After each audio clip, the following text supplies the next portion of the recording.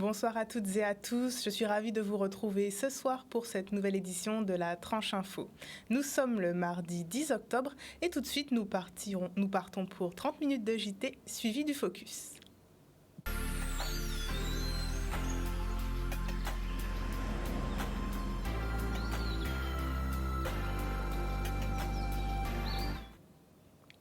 À Basse-Terre, les membres de la Fédération des chasseurs de Guadeloupe s'opposent à la décision de fermeture de la chasse. Ce matin, ils se sont rassemblés devant la préfecture pour se faire entendre et rencontrer le préfet de Guadeloupe. Le 25 septembre dernier, sur saisine de plusieurs associations pour la protection des animaux, le tribunal administratif a suspendu la chasse de plusieurs espèces, notamment le gibier d'eau, le pigeon à cou rouge ainsi que les oiseaux de passage. Les chasseurs demandent la levée de l'interdiction de cette pratique considérée comme traditionnelle. Un reportage d'Olivier Félix. Nous avons été reçus avec beaucoup de cordialité et de chaleur par le directeur de cabinet. Il sait pourquoi nous sommes là voilà, on a un travail à faire pour obtenir la réouverture de la chasse, il sait. Donc on va chercher cet après-midi et demain les voies de cette réouverture. On dit aujourd'hui là, mais nous ne pouvons pas comprendre l'acharnement des écologistes par rapport à la situation là.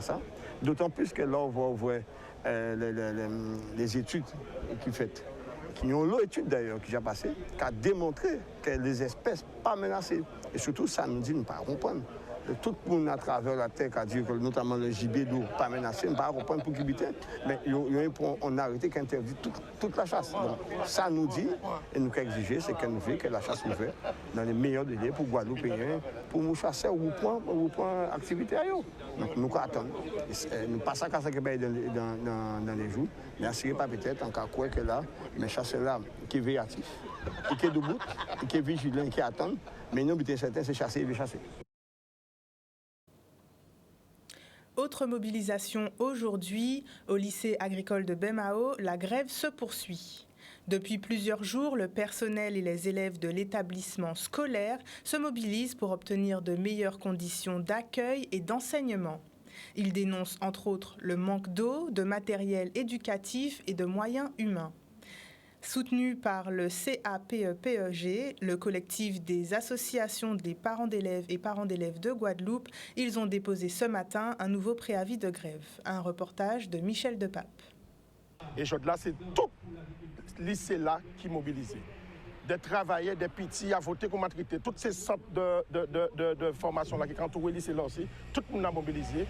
Et les enseignants, tout le monde a rentré aujourd'hui là. Donc, la direction a donc grand bab. Et encore une fois, nous avons dit Charles, puisque nous avons rappelé que son lycée agricole qui s'est couvert par le ministère de l'Agriculture et que c'est le préfet et la région qui est en charge à mettre nos biens, bâtir les matériels pour effectivement travailler. Nous bien vrai pendant toute semaine là, ça nous a communiqué sur ça. Eh bien, c'est une véritable poubelle effectivement. Nous avons poubelle en lycée là ça. Moi, je suis solidaire de mes camarades qui rencontrent plus de problèmes que moi. La principale difficulté que j'ai, c'est avec les jeunes qui me disent qu'ils ne peuvent pas accéder à des outils pratiques comme Internet. Alors qu'ils sont à l'internat, on leur a promis quand ils se sont installés, donc ça pose problème. Au niveau du matériel, des fois, même quand on veut faire des photocopies aussi, maintenant, quand même, pour faciliter des choses, surtout quand on perd certaines heures à cause de l'eau qu'il n'y a pas. Bon là, on a des difficultés, on n'a pas d'eau là, sur le bas. Pour les vestiaires, quand on va faire des TP, en général, il sait bien qu'ils puissent se doucher après. Là, c'est pas le cas. Donc on jongle avec les vestiaires du haut, ça fait pas du temps. Enfin bref, mais ça fait quand même un petit peu trop de temps qu'on fait avec. On passe sur certaines choses. Et là, les collègues ont dit ça va plus quoi. Donc il s'agit aujourd'hui là que l'État et que la région mettent en place un dispositif de dotation exceptionnelle pour faire en sorte que ces types n'ont tracteur, ces types n'ont laboratoire, ces types n'ont dormi tranquillement, qu'à manger bien, etc. Donc c'est ça aujourd'hui là nos besoins parce que de toute façon, je reprends la guerre déclarée. La guerre déclarée et nous avons dit effectivement les responsables ici dans le pays là, puisque nous avons rappelé que le conseil d'administration à lycée là, c'est Guadeloupéen, c'est agriculteur. Et normalement, c'est le conseil d'administration là qui a géré. Donc ça veut dire que si madame la a fait ça, il y a qui tue ça Guadeloupéen. Donc Guadeloupéen qui a organisé pour faire en sorte que si nous n'avons pas d'information, puisque nous avons lycée agricole, nous pas ni tracteur, nous pas ni rien, et que effectivement c'est papa et maman enfants qui allaient vendre Guadeloupe pour payer. Mais effectivement, les outils qu'il faut pour nous, nous avons un diplôme performant et pas une photocopie de diplôme meilleur. Surprise pour les salariés du SMGEAG venus prendre leur poste ce matin. Les portes du siège de l'organisme de distribution de l'eau de Guadeloupe sont restées closes. Une délégation du collectif Moon Guadeloupe bloquait l'entrée de la société. L'un des porte-paroles, Ludovic Tolassi, s'indigne des coupures d'eau incessantes et de la non-potabilité de l'eau à Sainte-Rose et dans les autres communes de l'archipel. Découvrez ces propos recueillis par Charlie Dagonia. Hier soir, on fait une petite vidéo sur les réseaux, qui va tourner. Je fais qu'il n'y a pas de l'eau à Sainte-Rose. Et il y a quelques temps, on a demandé un rendez-vous directement à la structure là pour certaines explications, notamment par rapport à la potabilité de l'eau là, la mise en danger de la vie d'autrui, coupure d'eau qui n'est pas arrangée. Donc, des fonds état de situation là, il devrait qui moyen qu'on peut mettre en œuvre pour ça faire en sorte que nous avançons problématique là. Mais étant donné qu'on va faire la soudure, ça fait quand même plusieurs mois qu'on a demandé rendez-vous. Il y a quelques semaines, près d'un mois, il dit moi, il faut un courrier, il n'y a pas de réponse là, dans 6 semaines, il n'y a pas répondre. Donc on dit, étant donné qu'on a parlé de l'eau, étant donné qu'il y a des dispositifs que ces messieurs Foyot mettaient en place en tant qu'organisme responsable de la distribution de l'eau, et on vient là, et puis voilà, on peut attendre rendez-vous là, au calme. Et puis voilà, donc on n'a pas ni des camarades qui viennent joindre moi, mais à l'origine, on a décidé qu'on va faire ça moins et moins. Parce qu'on a estimé qu'on n'a pas victime à ces messieurs et que tout le Guadeloupe a d'autres responsabilités à eux, nous pas marquer pour le monde. Oui, non, on partit de la direction à Vinna, il y a un gardien qui a organisé ça dans le jour. On dit là, il y a trouver une solution pour que tout le monde à table a sorti là. Tant qu'il n'y a pas de solution à ça, les employés viennent là, on dit là, c'est télétravail. De toute façon, qui ça ouvre, qui ça ferme, si on rentre là, de la ni dépolluer, ni river. Donc ça, c'est inutile. Il vaut mieux être travailler à casa, et puis ça, inutile. En fait, quand on est là, Doubout organise les autres, chaque d'un côté à l'autre, on n'a pas tout dit, on était supporté sur les réseaux, mettre des pouces, des gemmes qui là. Là, on a besoin d'un anti-mani, on passe aussi, ils ont besoin d'organiser la guerre près dans Guadeloupe en 2024. Mais on fait Doubout aussi, et puis, portons en manœuvre aussi, portez couilles à les autres. On les a entretenu, les autres, surtout la jeunesse. On les a pété balles, si les autres en boîte de nuit, etc. Mais ils ont pas boîte beaucoup toute la journée. Ils étaient raides, ils ont reconnaître. Mais les membres du collectif ne sont pas les seuls à monter au créneau face aux problèmes d'eau qui gangrènent notre île. Les maires de Guadeloupe se mobilisent pour apporter des solutions aux administrés. Après la suspension de consommation de l'eau par l'ARS dans plusieurs communes, des dispositifs de distribution d'eau notamment ont été mis en place. Mais les maires attendent une action ferme de l'État. Jocelyn Sapoti et Éric Jalton se sont exprimés au micro de Charlie Dagonia. Quand la question de l'eau devient un problème lié à la qualité de l'eau, un problème sanitaire, on ne peut plus se contenter de donner des réponses techniques comme cela. Il faut répondre véritablement aux besoins et rassurer la population. Quand le manque d'eau pose un problème sanitaire, il faut aussi mettre des moyens exceptionnels en place. Je salue ce qui a été fait par l'État ailleurs, quand il a fallu apporter de l'eau aux populations qui étaient en difficulté. Mais faisons la même chose en Guadeloupe. Aujourd'hui, nous demandons à l'État d'intervenir par rapport à un risque sanitaire, d'intervenir aux côtés des maires aujourd'hui qui sont seuls face à cette situation. Nous portons notre soutien à l'ensemble des maires qui interviennent là-dessus, mais on ne peut pas laisser les maires aussi isolés que cela. Il faut absolument qu'on puisse distribuer des packs d'eau et que l'État puisse prendre en charge ces packs d'eau, comme ça a été fait ailleurs, parce qu'il s'agit de questions sanitaires. Bon, moi je me fais tout simplement l'écho de la population des Abîmes, mais on pourrait citer d'autres communes, Pointe-à-Pitre notamment. Bon, on a l'eau pour se plaindre quand même de la situation un peu délicate dans laquelle on se trouve par rapport à l'absence de distribution régulière d'eau, de coupure d'eau potable dans les robinets pour les entreprises, pour les administrations, les organismes, et j'en passe. Et récemment encore, suite à la décision de l'ARS qui jette une suspicion sur la qualité de l'eau dans certains secteurs, notamment dans certains secteurs, pas tous heureusement, de la ville des Abîmes, ceux qui sont desservis par les 2 réservoirs de Boisvert que nous avons rénovés et construits pour l'un et pour l'autre. Sur l'eau sort du réservoir de Miquel, sur lequel nous avions fait de gros travaux au niveau de Cap Excellence, et sur le réservoir également de Boisvert, Miquel, et le réservoir tout neuf de Perrin, avec l'usine que nous avons conçue en 2019, ça dure à peine 4 ans. Donc on s'étonne que sous ces 4 réservoirs, en même temps, il y a un problème de potabilité, en tout cas une suspicion. Jusqu'à maintenant, moi, je vous parle, nous sommes déjà mardi, l'ARS n'a pas encore levé sa suspicion sur les zones desservies par ces réservoirs. Il est devenu le plus jeune pilote de ligne en Europe. Le Guadeloupéen Gouaric Landry est de retour au pays. Il a été accueilli ce matin à l'aéroport Paul Caraïbe par sa famille et ses supporters. Le jeune homme de 18 ans est fier de son parcours et de sa réussite. Gouaric n'a qu'une hâte, pouvoir voler sur les lignes reliant la Guadeloupe à d'autres destinations.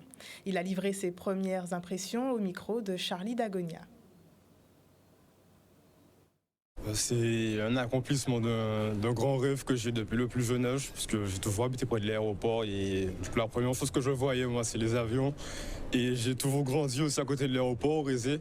Donc ça m'a toujours intrigué, ça m'a passionné. Et aujourd'hui, c'est l'accomplissement de ce grand rêve-là. Et le retour au pays, c'est le deuxième accomplissement. Je suis content, mais il a su dignement représenter la Guadeloupe.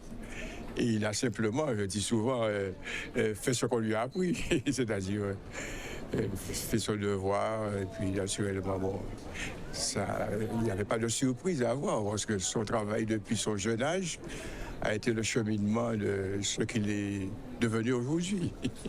Donc c'est pourquoi, oui, une forme de fierté, mais surtout, on s'attendait. Alors moi, j'ai passé ma licence de pilote privé aux ailes guadeloupéennes, donc j'ai commencé à piloter au Rézé avec François Sarla. Puis donc 50 ans passé les bases du pilotage, je suis parti à Perpignan pour faire la partie professionnelle. Donc tout d'abord la TPL théorique, qui est la licence de pilote commercial théorique, donc 14 modules en 9 mois. Ensuite la partie pratique que j'ai commencé en juillet, que j'ai fini en septembre. Ça a été une continuité. Pourquoi? Parce qu'on s'y attendait, parce que Gouaric a toujours été un élève très assidu, très droit dans ce qu'il fait, donc il n'y avait pas de doute. Prendre du repos déjà, renouer avec la famille, la Guadeloupe, parce que c'est quand même la source, c'est grâce à la Guadeloupe que si quand même j'ai pu arriver jusque-là. Donc me reposer et puis tout de suite essayer de commencer à faire du travail et voler le plus rapidement possible. Eh bien qu'il faut toujours croire en ses rêves, ne pas lâcher. Parce que cet enfant, depuis la maternelle, avait ce truc-là dans la tête et puis c'est pas sorti, c'est toujours resté. Il a travaillé pour, parce qu'on n'a rien sans travail par contre. Donc il faut travailler et croire en ses rêves. Vous attendez pour l'avenir pour lui?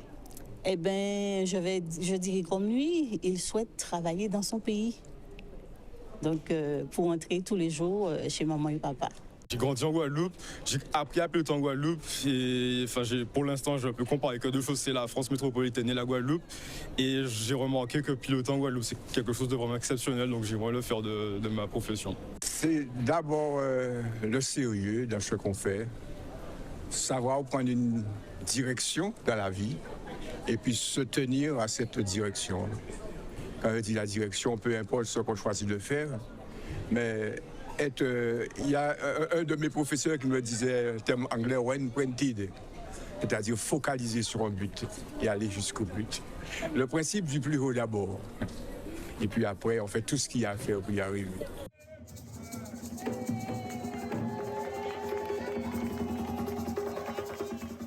Et on lui souhaite beaucoup de courage pour la suite de son parcours.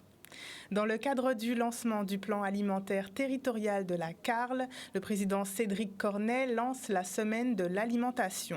La manifestation Assiettes Pays débutée le lundi 9 octobre est l'occasion pour les acteurs concernés par la question alimentaire de se rassembler et de discuter sur les enjeux et opportunités. Jusqu'au 13 septembre, des échanges ouverts à tous auront lieu au Casino du Gosier et à l'hôtel Arawak. Découvrez le reportage de Maxime Morel. On sait aujourd'hui que la santé passe avant tout par l'assiette. Et dès l'instant où on sait qu'on fait ce programme, on a été éligible dans un appel à projet au niveau de la CARL avec Madame Brosius en charge de cette question au niveau de la CARL. Nous avons fait en sorte de pouvoir faire que ce programme alimentaire soit quelque chose qui voit le jour sérieusement sur notre territoire. Ce projet, en fait, a été mûrement pensé par rapport aux besoins que nous avons remarqués sur notre territoire, tant sur le plan de l'alimentation, mais aussi de la santé, de la qualité des repas, de la qualité des approvisionnements, mais aussi parce que nous sommes généralement en Guadeloupe tributaires de l'importation et qu'il est vraiment important aujourd'hui que nous puissions prendre à bras le corps la production locale. Mais pour cela, il faut poser un cadre pour permettre à nos professionnels et à l'ensemble des acteurs qui tournent autour de l'alimentation de pouvoir s'approvisionner, mais aussi d'avoir des financements, d'avoir en tout cas un accompagnement suffisamment solide pour les aider. Et c'est l'objectif du projet alimentaire territorial. Il est important aujourd'hui donc de chercher à valoriser, de permettre à nos producteurs d'accroître en fait leur part de marché. Et cela passe par pouvoir intégrer en tout cas leurs marchandises dans les supermarchés, dans les cuisines, auprès des scolaires. Donc oui, aujourd'hui c'est important pour nous si on veut redonner de la vie, si on veut rendre attractif ces filières, il faut pouvoir les aider, il faut pouvoir réfléchir avec eux pour pouvoir définir son plan d'action. Et toujours en parlant d'alimentation, on parlera ce soir pain. On l'aime chaud, croustillant et moelleux, mais on l'aime aussi quand il est frais. Et avant d'arriver tout chaud jusqu'à chez nous, il est préparé avec amour par des artisans passionnés qui sont eux aussi passés par la case formation. Les apprentis boulangers du lycée hôtelier complètent leur apprentissage de fabrication du pain avec de nouvelles méthodes. Pour être préparés au terrain et aux nouvelles technologies du métier, ils découvrent des machines et techniques révolutionnaires qui apporteront un net changement à ce métier. Les images dans ce reportage de Maxime Morel. Ce matin, c'est une formation, démonstration pour expliquer, former les jeunes sur des nouveaux procédés, notamment le process panéo. Donc on va avoir une méthode de panification dite traditionnelle et la société Bongar a inventé la panéotrad qui est un nouveau process. Comme il y en a de plus en plus sur le marché national, notamment guadeloupéen, on voulait que les jeunes soient formés avant de rentrer en entreprise, qu'ils puissent connaître la méthode traditionnelle mais aussi la méthode panéo. Ce matin, ils ont utilisé cette machine qui fait des baguettes, des pavés, des petits pains, des gros pains. Et après, on peut faire pas mal de formes différentes. On a fait des cœurs, on peut faire des triangles, voilà. Donc là, en fait, on met la pâte dans la machine, le bac. On met le bac dans la machine, comme ça. On ferme. Et après, on choisit par rapport au bouton ce qu'on veut. Donc là, si on veut des baguettes, on fait A plus A. On appuie et elle découpe les baguettes. On peut couper des petits pains, on peut faire tout ce qu'on veut avec. Un gain de temps. Énorme. Autant on apprend à manipuler et à façonner la pâte à la main en apprentissage au lycée, autant c'est important qu'ils voient le fonctionnement de cette machine, de cette nouvelle technologie, puisqu'ils vont la rencontrer en entreprise. On veut qu'en entrant dans le monde professionnel, ils ne se retrouvent pas perdus face à de nouvelles machines, on va dire, de nouvelles utilisations et de nouveaux process de fabrication. C'est vrai que c'est important que les jeunes puissent avoir l'occasion de voir le fonctionnement de cet outil. Et on a la chance que ces personnes puissent venir au lycée, nous faire la démonstration de cette nouvelle fabrication de pain, en fait. Ce matin, des assistants en langue étrangère venant du monde entier ont fait leur arrivée en Guadeloupe. Ils accompagneront les collégiens et lycéens dans la pratique des langues étrangères. Découvrez le reportage en images. Les assistants en langue étrangère sont là pour travailler avec les élèves dans les collèges et dans les lycées principalement et pour travailler avec eux autour de l'aisance orale, soit en anglais, soit en espagnol, selon l'origine des uns et des autres et selon leur langue maternelle, puis en même temps échanger sur la culture de ces différents pays. Ils viennent de différents pays, différents continents. Nous avons des Américains, donc de langue anglaise, nous avons une Australienne, nous avons des assistantes du Royaume-Uni, d'Irlande je crois, et des hispanophones d'Espagne en majorité, une hondurienne et une colombienne. Je viens de Madrid, d'Espagne. C'est ma première fois ici à l'île de Guadeloupe. Et je viens pour être assistante de langue espagnole. Et donc, j'ai travaillé avec les élèves, surtout la part d'exprimer à l'oral. Je pense que partager la culture, c'est une bonne idée pour inviter les élèves et les autres personnes à voyager autour du monde. C'est très important pour moi de partager ma culture et d'aussi apprendre la culture ici à Guadeloupe. Et je viens vraiment pour ça, pour faire les échanges culturels. C'est une variante d'une certaine façon de la mobilité, puisque soit on se déplace, soit finalement on accueille aussi des jeunes de l'étranger qui viennent sur place. Et ça permet des échanges culturels pas tout à fait de la même manière, mais quand même un peu du même ordre que ce qu'on pourrait avoir si on allait dans l'autre pays. Et ça permet peut-être aussi de donner envie d'y aller. En même temps, ça développe l'attractivité de la Guadeloupe, parce que les jeunes qui viennent ici sont aussi de futurs ambassadeurs de la Guadeloupe. Et nous sommes arrivés au terme de ce journal. Le JT revient demain, mais nous on se retrouve tout de suite après la pub pour le Focus.